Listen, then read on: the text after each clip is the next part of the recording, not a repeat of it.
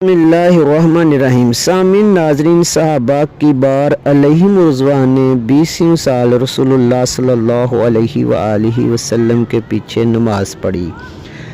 یہ کیسے ہو سکتا تھا کہ رسول اللہ صلی اللہ علیہ وآلہ وسلم کے پیچھے وہ اتنی دیر نماز پڑھتے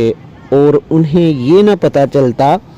کہ رسول اللہ صلی اللہ علیہ وآلہ وسلم کیسے نماز پڑھتے تھے۔ رسول اللہ صلی اللہ علیہ وآلہ وسلم کے نماز پڑھنے کا جس پہ آپ نے باقاعدگی فرمائی یا زیادہ یعنی کہ مداومت ملتی ہے، وہ جو ہے نا آپ صلی اللہ علیہ وسلم کی نماز کا طریقہ صرف ایک ہے، اور یہ وہی طریقہ ہے خدا کی قسم جو حضرت عبداللہ بن مسعود رضی اللہ تعالی عنہ جو کہ فقیہ بھی ہیں، سابقون الاولون، نے نماز کا طریقہ کمپوز کیا، وہی طریقہ ہے۔ اور اب دیکھیں نا کہ یہ حضرت عبداللہ بن مسعود رضی اللہ تعالیٰ عنہ کے متعلق صحابہ جب آپس میں بات کرتے تو کہتے ہم میں کون ہے وہ خوش قسمت، کون وہ شخص ہے کہ جس کا ایک ایک عمل، اس کے طور، اطوار، عادات، اخلاق، ہر چیز رسول اللہ صلی اللہ علیہ وسلم کا کلون ہے، آپ صلی اللہ علیہ وسلم کی کاپی ہے، بالکل اسی طرح ہے۔ تو صحابہ اس بات پہ متفق ہوتے کہ وہ حضرت عبداللہ بن مسعود رضی اللہ تعالی عنہ ہیں، اور رسول اللہ صلی اللہ علیہ وآلہ وسلم بھی فرماتے کہ اگر کسی عمل میں آپ کو اختلاف ہو جائے تو ام عبد کو فالو کرو۔ ام عبد حضرت عبداللہ بن مسعود رضی اللہ تعالی عنہ کو رسول اللہ صلی اللہ علیہ وآلہ وسلم کہتے، اور حضرت عبداللہ بن مسعود رضی اللہ تعالیٰ عنہ خود فرماتے ہیں کہ میں نے رسول اللہ صلی اللہ علیہ وآلہ وسلم کے پیچھے اتنی نماز پڑھی کہ آپ صلی اللہ علیہ وآلہ وسلم جب قرات کرتے تو میں نے 20 بڑی صورتیں پیچھے نماز پڑھتے میں یاد کر لیں۔ اور جہاں تک رسول اللہ صلی اللہ علیہ وآلہ وسلم کی نماز کے سلسلے میں جو نصیحت ہے یا تاکید ہے، تو اس میں حضور صلی اللہ علیہ وآلہ وسلم نے اس بات کو فوکس کیا، بخاری مسلم میں بھی ملتا ہے کہ نماز اس طرح پڑھو جیسے مجھے نماز پڑھتا دیکھتے ہو، یعنی آبزرویشن بیس پہ، مشاہدے بیس پہ۔ آپ صلی اللہ علیہ وآلہ وسلم نے یہ نہیں فرمایا کہ جیسے کوئی کہتا ہے یہ کرو وہ کرو، مجھے دیکھو میں کیسے پڑھتا ہوں۔ حضرت عبداللہ بن مسعود رضی اللہ تعالی عنہ نے رسول اللہ صلی اللہ علیہ وآلہ وسلم کو دیکھا بھی اور اس بات کو پھر لکھا بھی۔ اور حضرت عبداللہ بن مسعود رضی اللہ تعالی عنہ نے جو نماز کا طریقہ لکھا اس میں کہیں بھی امام کے پیچھے زبان ہلانے کا ذکر نہیں ملتا، امام کے پیچھے یعنی نماز میں ہاتھوں کے ہلانے کا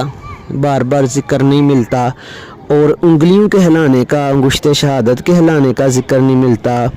پاؤں کھڑے میں زیادہ کھولنا پھر کم کرنا، پاؤں کے ہلانے کا ذکر نہیں ملتا، یعنی کہ ایک سکون والی نماز ہے بغیر رفع الیدین کے۔ اب یہ جو نماز حضرت عبداللہ بن مسعود رضی اللہ تعالی عنہ کی ہے، یہ جو ہے نا جب ان کا وصال ہوا تو انہوں نے جو ارکان اسلام کو کمپوز کیا وہ انہوں نے ٹرانسفر کیا اپنا سارا علم اکابر تابعی ان کے شاگرد خاص تھے ابراہیم نخعی رحمۃ اللہ تعالی علیہ کو۔ ابراہیم نخعی رحمۃ اللہ تعالی علیہ سے یہ مواد جو ہے نا یہ مسائل پہنچے ان کو، حماد کو اکابر تابعی، حماد سے امام اعظم ابو حنیفہ رحمۃ اللہ تعالی علیہ تک پہنچے،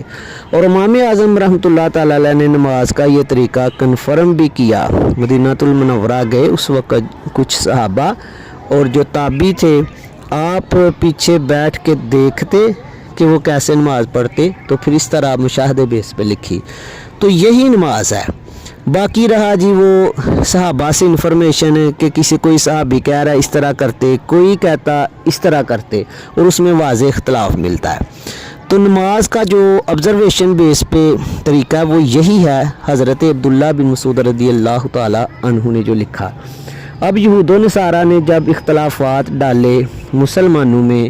ثقافت عثمانیہ، سلطنت عثمانیہ کو بھی توڑا،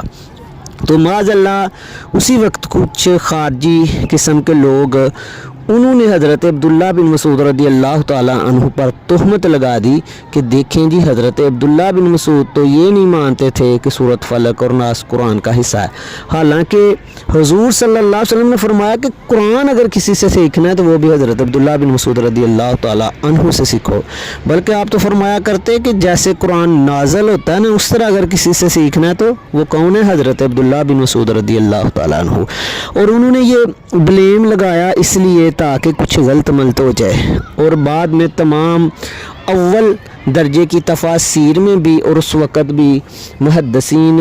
نے اس چیز کو جو ہے نا کنڈیم کیا، اور انہوں نے یہ ثابت کیا کہ یہ جسٹ ان پہ تہمت لگائی گئی ہے۔ اور یہی وہ لوگ ہیں جو معاذ اللہ حضرت عبداللہ بن مسعود رضی اللہ تعالیٰ عنہ کے حوالے سے کوئی بات کی جاتی ہے تو کہتے ہیں جی وہ سند نہیں صحیح، یہ نہیں صحیح، وہ نہیں صحیح۔ تو نماز کا طریقہ جو ایک تسلسل سے آبزرویشن بیس پہ پہنچتا ہے وہ یہی ہے،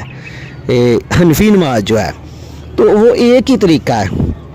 اب آپ دیکھیں نا، ویسے شاذ و نادر ایکسیپشنل کیسز میں ملتا ہے کہ رسول اللہ صلی اللہ علیہ وسلم ایک ایک رکعت میں آپ نے 4 سجدے بھی کیے، اور بعض دفعہ کبھی ایسا ملا کہ آپ صلی اللہ علیہ وسلم نے یعنی کہ نماز کے بیچ میں ایسے ہاتھ اٹھا کے دعا کی، تو وہ کبھی آپ کا عمل ہے، وہ نہیں لیا جائے گا۔ جو ایک زیادہ تر آپ صلی اللہ علیہ وسلم نے عمل کیا وہ لیا جائے گا، تو وہ نماز کا طریقہ ایک ہے، بالکل جیسے ہماری کتاب قرآن ایک ہے، ہمارا خدا ایک ہے، ہمارا رسول ایک ہے، تو نماز کا بھی طریقہ جو ہے نا وہ ایک ہے۔ اللہ تعالیٰ سے ہی سمجھ عطا فرمائے، آمین، جزاک اللہ۔